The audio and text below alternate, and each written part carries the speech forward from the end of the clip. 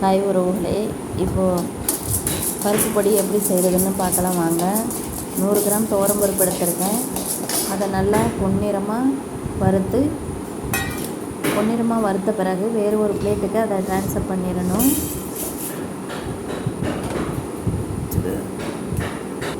கடலைப்பருப்பு 100 கிராம் எடுத்திருக்கேன். கடலைப்பருப்பையும் நல்லா பொன்னிறமாக வறுத்து எடுத்துக்கணும்.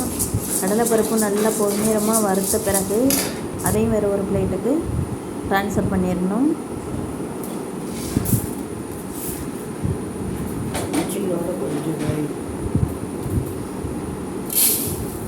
இப்போ 100 கிராம் அளவுக்கு பாசிப்பருப்பு எடுத்திருக்கேன்.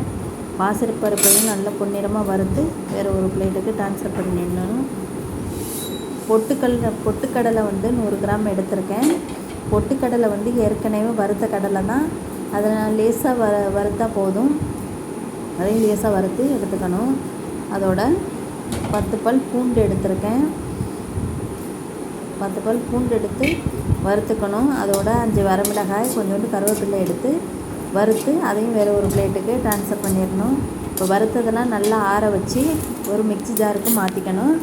அதில் கொஞ்சம் தேவையான அளவு உப்பும் பெருங்காயத்தூளும் சேர்த்து நல்லா மிக்சியில் அடித்து எடுத்துக்கணும்.